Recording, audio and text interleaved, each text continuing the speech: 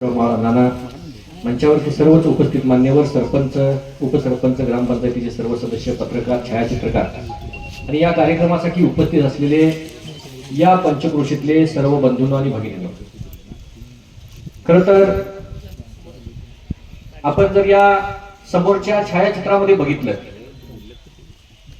तर या सामाजिक न्याय विभागाच्या वतीनं बांधण्यात येत असलेल्या मागासवर्गीय मुलामुलींच्या वसतिगृहाची इमारतच जर आपण त्याचं जर चित्र बघितलं तर निश्चितप्रमाणे एखाद्या संसदेच्या इमारतीसारखी इमारत आपल्याला या ठिकाणी दिसते.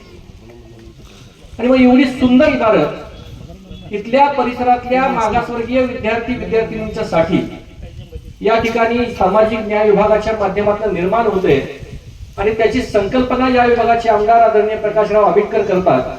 खऱ्या अर्थानं मागासवर्गीय मुलांच्या मुलींच्या शिक्षणाच्या दृष्टीने या सगळ्यांची आस्था किती चांगल्या पद्धतीची आहे त्याचं एक उत्तम उदाहरण म्हणून आपल्याला या इमारतीच्या बांधकामाच्या एकूण सगळ्या स्ट्रक्चरकडे बघून पाहावं लागेल.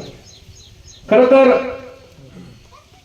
या सगळ्या प्रक्रियेमध्ये महायुतीच्या सरकारमधले मुख्यमंत्री एकनाथराव शिंदे असतील, उपमुख्यमंत्री देवेंद्रजी फडणवीस असतील, दुसरे उपमुख्यमंत्री अजितदादा पवार असतील आणि त्यांच्या सोबत काम करणारे या विधान भवनातले सगळेच सहकारी आमदार असतील, विकासाची गंगा जनतेपर्यंत घेऊन जाण्याचं काम या सर्वांच्या माध्यमातून, या सर्वांच्या सहकार्यानं अतिशय चांगल्या गतीने आणि अगदी चांगल्या पद्धतीने होते.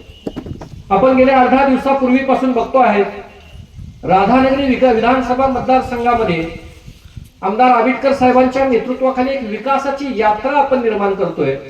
या विकासाच्या यात्रेमध्ये आपण जर पाहिलं तर गेल्याच आठवड्यामध्ये मडूर सारख्या याच परिसरातल्या मडूर सारख्या एका ग्रामीण भागामध्ये आरोग्य विभागाची अतिशय तुमदार इमारत उभी राहिलेली आपण पाहिली. त्याचं उद्घाटन गेल्या आठवड्यामध्ये झालं.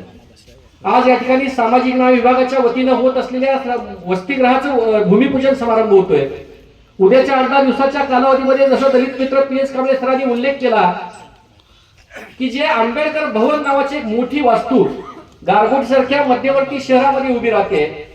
खरं तर या सगळ्या प्रक्रियामध्ये दलितांच्या, वंचितांच्या, पीडितांच्या बरोबर त्यांच्या सुखदुःखामध्ये सहभागी होण्याचं काम या विभागाचे आमदार अतिशय चांगल्या पद्धतीने करतायत ही आपल्या सर्वांच्या दृष्टीने अभिमानाची आणि आनंदाची गोष्ट आहे.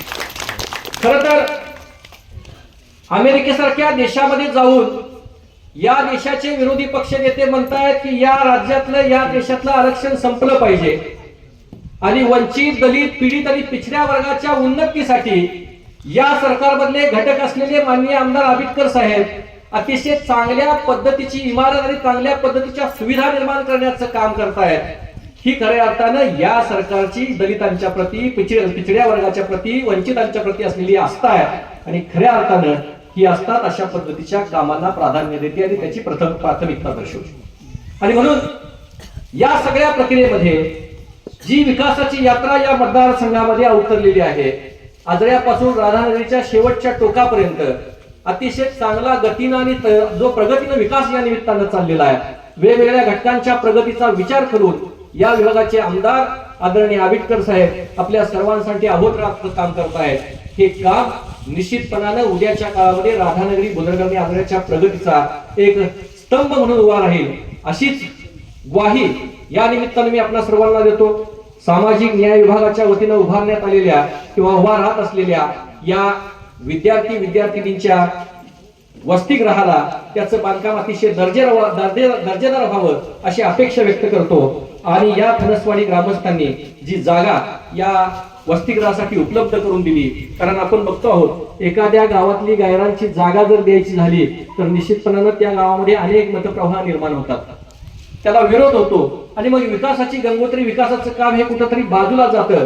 परंतु फणसवाडी ग्रामस्थांचं, इथल्या सर्व ग्रामपंचायतीच्या सरपंच, सदस्य आणि सर्व ग्रामस्थांचं अभिनंदन करावं तितकं थोडंच आहे मित्रांनो. त्यांचं हे अभिनंदन करून मी आपली रजा घेतो. जय हिंद, जय महाराष्ट्र, धन्यवाद.